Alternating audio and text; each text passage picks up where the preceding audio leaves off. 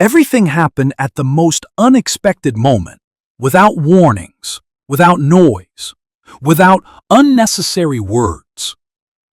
3:17 a.m., December 3rd, 2025. Night. A blizzard. The Urals. The very heart of Russian tank manufacturing, the factory in Nizhny Tagil turned into a blazing graveyard of steel and concrete. What was once considered untouchable, invulnerable, had become a silent giant in the dark. Ukraine delivered a blow from which the Russian army will not recover for a very long time. Not a single missile was launched. Not a single aircraft crossed the border. This was 21st century warfare, silent, precise, and absolutely ruthless. And now, pay attention. Can you destroy the most heavily guarded factory in Russia without even crossing the front line? No pilots, no noise, not even direct contact. Ukraine didn't just answer this question. It gave a masterclass.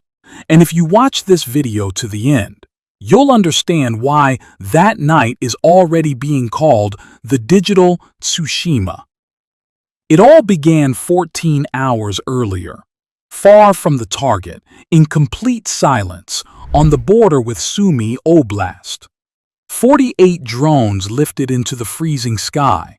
Not standard ones, but specially upgraded. Ukrainian engineers had extended their range to 1,250 miles. This meant only one thing. They could reach virtually any point in Western Russia. But that night, their target was special. Not just a factory, but one of the cornerstones of Russia's entire defense industry. The flight was deadly. To bypass the densest air defense system in the world, the drone swarm flew at just 40 feet above ground, not even helicopter level, but suicide level. In the Ural terrain, in a snowstorm, a human pilot would have slammed into the first rock. But drones don't see with eyes. They were equipped with industrial-grade anti-jamming antennas, laser altimeters, and navigation systems capable of calculating movement with foot-level precision. They moved like ghosts, precise, fast, almost invisible. At 3:10 a.m., over the southern part of the factory, 18 decoys suddenly surged upward to a height of 2,000 feet. The air defense system responded instantly. On the screens, 18 targets appeared, each with the radar profile of a Storm Shadow cruise missile. To the Russian operators, this looked like a massive incoming strike. Mass launch detected, all targets hostile. The S-400 system immediately opened fire. 2 heavy missiles launched from the platforms. They accelerated to speeds 4 times the speed of sound and destroyed cheap plastic decoys. One $10,000 decoy versus a $4 million missile. The math for Russia that night was unforgiving. But that was only the beginning. When the last piece of decoy wreckage burned into the snow, the Russian crews exhaled. It seemed like everything was over. The attack had been repelled. The targets were destroyed. The system worked. The alert was canceled. The air defense battery commander had already picked up the radio to report a successful defense. He did not know that, in fact, he had just won a battle that would cost him the entire war. The air above the plant was clear for exactly 1 minute. And at 3:14 in the morning, the silence was cut by a piercing warning shriek. The main radar station of the S-400 complex detected not a target, but something far more dangerous, a dull, dense wall of interference. The second echelon was moving toward the plant. 12 modernized Beaver-type drones hovered in the air at an altitude of 1,500 feet, forming a perfect ring around the facility. These were not strike machines. Their mission was to blind. Each drone carried a 15-pound radio suppression system. For 6 minutes, they planned to unleash the maximum output of their powerful capacitors, cutting the Russian radars off from their frequencies. All at once, the L band, the X band. Imagine driving a car in pitch-black darkness when someone suddenly directs a powerful spotlight straight into your eyes. That is exactly what happened to the Russian air defense. On the screens, a solid white wall.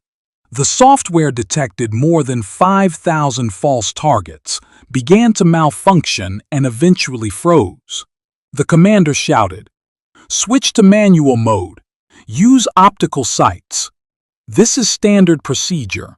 If the radar does not work, the target can be seen with the eyes through special cameras." A reliable plan, but not on this night. The cameras showed emptiness, a gray vortex, a blizzard. The storm over the Urals moved like a solid wall. Icy winds at 20 miles per hour literally cooled the drone bodies down to ambient temperature, and they disappeared even from thermal imagers. No trace, no heat, no movement. That was it. Blindness.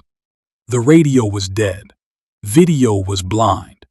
An air defense system worth billions, deaf and helpless. Meanwhile, at only 50 feet above the ground, another 18 drones, this time real killers, were flying straight toward the plant. Their engines roared, their propellers slashed the air, but no one heard them. No one looked up. The entire system was consumed by panic and desperate attempts to fix the screens. The commander realized they were losing. In total despair, he gave an order forbidden under normal conditions. Fire at the sources of interference. Shoot into the sky. Bring down everything you can see with your eyes. The Pantsir, almost blind now, barely caught one target through gaps in the blizzard. The gunner saw it, a drone hovering above them.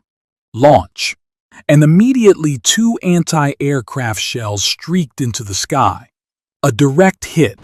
The drone exploded. Then a second, a third. Russian operators began to celebrate. The radars started to reboot.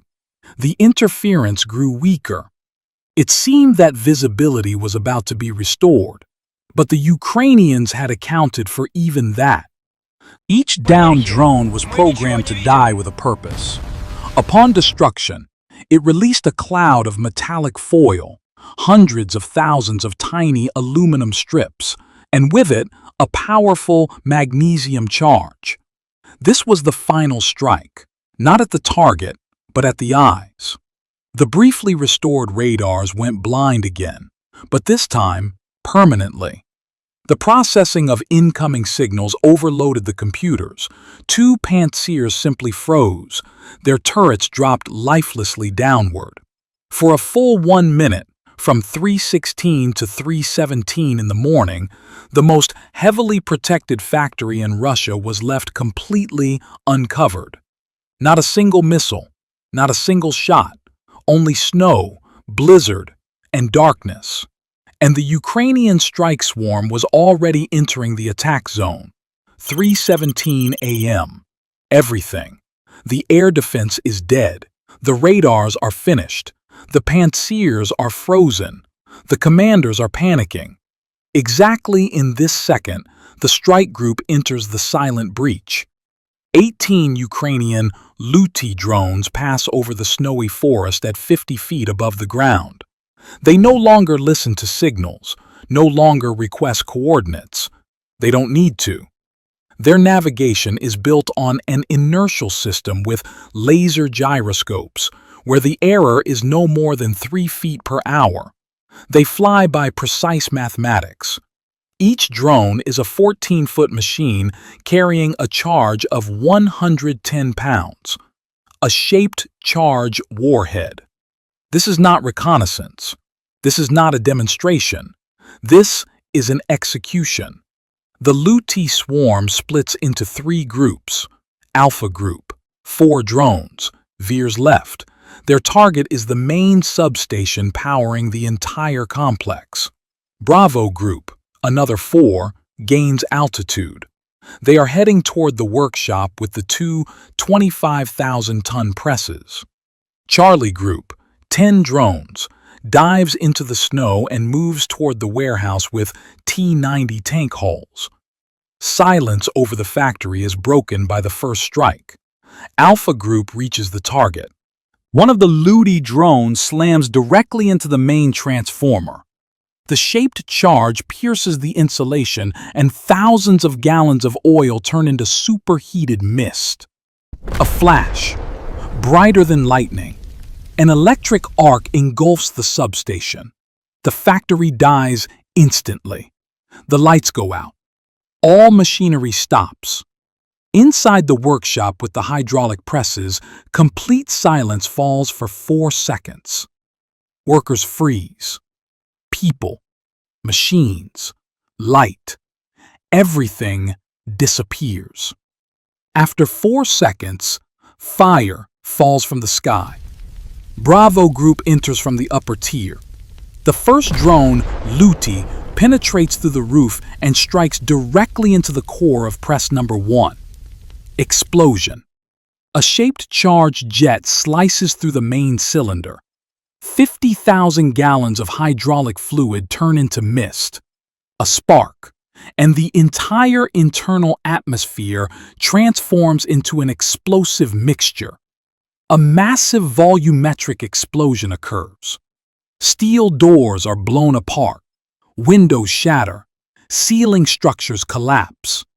The second and third drones follow. One finishes off the second press, the other destroys the foundation.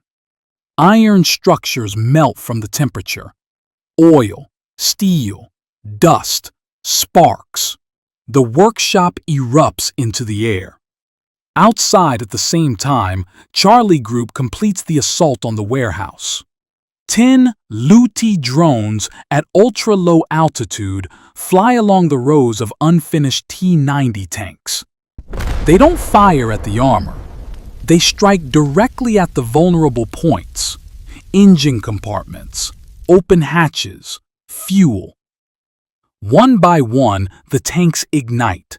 Flames engulf dozens of vehicles. Diesel, rubber, metal, everything burns. The warehouse turns into a fiery strip, and the snow around begins to melt from the heat. In 90 seconds, the Nizhny drones fulfilled everything they were created for. The factory, destroyed. The presses, melted. The warehouse, burning. The power system, at 0. And the Russian air defense is only just starting to boot up. Turrets turning, reloading. Too late. There's nothing left to shoot at. It's over. The factory is dead. 2 unique presses, melted. Power, cut off. Tanks, burned. This cannot be restored. The presses are not sold on the market. They can't be replaced. Without them, Russia cannot produce T-90 tanks. Even repairing damaged machines is impossible. Only welding by hand, like in the mid-20th century. In fact, it's a rollback of 70 years. Behind this factory is the entire chain: engines, optics, armor, electronics. Now, stop. Everything is frozen. Hundreds of contractors with parts that no one needs anymore. The total damage, in the billions. The cost of the operation, around $2 million. One night, one drone swarm, one scorched center of the defense industry. By morning, a video of the fire is on the internet. Not a single radar detected it. Not a single missile helped. the most protected plant in the country, simply burned down. Ukraine proved, deep in the rear doesn't mean safe. Expensive equipment is not a guarantee. When you don't control the sky, you control nothing.